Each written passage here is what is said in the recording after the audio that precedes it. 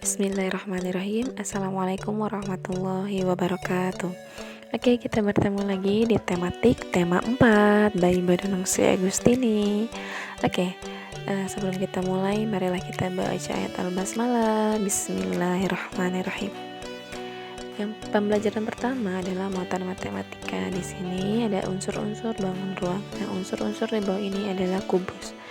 Nah, kita perhatikan banyak sisi kubus ada berapa? Ada 6 ya, banyak rusuknya ada 12 dan banyak titik sudutnya 8. Nah, kemudian ada 5 segitiga. Di sini banyak sisinya 4, banyak rusuknya 6 dan banyak titik sudutnya 4.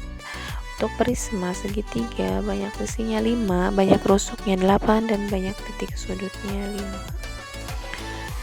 Oke. Kita masuk ke muatan PPKN. Di sini ada kerjasama ketika bermain nih. Ada beberapa sikap yang harus kita miliki.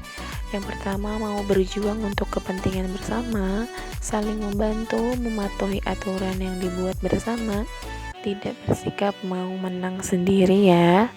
Nah, ini ada 4 sikapnya. Yang muatan bahasa Indonesia, kita akan buat laporan tentang kebersihan lingkungan pasar nih. Untuk itu kita pertama perlu mengamati dulu gambar atau kondisi atau keadaan lingkungannya. Yang kedua buat pertanyaan-pertanyaan. Yang ketiga baru kita buat laporannya. Nah, di sini ada muatan SBDP nih, kerajinan dari bahan buatan. Nah, bahan buatan itu adalah hasil dari olahan bahan alam yang dilakukan oleh manusia. Contohnya ada manik-manik, plastisin, stik es krim, sedotan, koran bekas, dan botol plastik.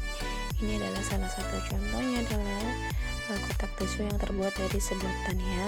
Kita bisa lihat yang warna ungunya itu adalah berbahan dasar sedotan. Jadi bisa dibuat kotak tisu atau tempat tisu. Selanjutnya kita masuk ke muatan matematika. Di sini mengelompokkan bangun ruang berdasarkan unsur-unsurnya. Nah, sebuah bangun ruang dapat memiliki sisi, titik sudut, dan rusuk yang sama nih, banyak dengan bangun ruang lainnya. Itu adalah satu-satunya kubus dan balok sama, banyak sisinya 6, rusuknya 12, titik sudutnya. Kemudian ada bahasa Indonesia menyebutkan informasi dari suatu teks.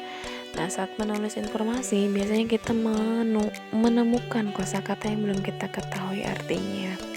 Nah, arti kosakata dapat diketahui melalui Kamus Besar Bahasa Indonesia. Kamu dapat belajar mencari arti kata dengan bantuan guru atau orang tua di rumah. Nah, setelah tahu maknanya, baru kita bisa menuliskan sebuah laporan ya kak. Oke. Selanjutnya adalah muatan matematika mengenai pola barisan bangun ruang. Beberapa bangun ruang dapat disusun membentuk suatu pola tertentu. Nah, pola barisan bangun ruang di atas itu disusun oleh kubus dan balok ya. Jadi ada kubus, kemudian balok, kubus tadi, balok lagi, diulang seterusnya. Nah, coba kita di sini buat pola barisan bangun ruang berikut hingga 10 bangun ruang. Nah, di sini ada balok, kemudian ada tabung, balok, tabung. Nah, kakak bisa ulang lagi hingga 10 bangun ruang ya. Nah, selanjutnya adalah muatan PPKN, kegiatan yang mencerminkan kebersamaan di masyarakat. Ini contohnya adalah warga yang saling membantu untuk membersihkan jalan yang kotor. Itu adalah salah satu kebersamaan di masyarakat ya kak. Oke, selanjutnya yaitu ada beberapa sikap-sikap yang dapat kita wujudkan dalam kebersamaan. Yang pertama, saling menolong, mendahulukan kepentingan umum daripada kepentingan pribadi, dan juga saling menghormati dan menghargai satu sama lain ya kak. Oke, di sini ada muatan bahasa Indonesia yaitu mengenai membuat laporan sederhana tentang cara merawat hewan dan tumbuhan di lingkungan sekitar kita. Jika kakak bisa mengamati gambar atau keadaan secara langsung, kedua kakak buat pertanyaan tentang hal-hal yang berkaitan dengan pengamatan tersebut. Baru yang ketiga buat laporan. Di sini kakak bisa buat laporan sederhana berdasarkan gambar berikut nih ya. Sedang merawat hewan. Oke, selanjutnya kemuatan PPKN. Di sini ada kebersamaan, keberagaman. Nah, kebersamaan ini dapat diwujudkan dengan menumbuhkan rasa persatuan. Manfaat kebersamaan dengan teman itu yang pertama, memiliki banyak teman, yang kedua menjaga kerukunan dengan teman, ketiga pekerjaan lebih cepat selesai, yang keempat kakak bisa baca sendiri ya.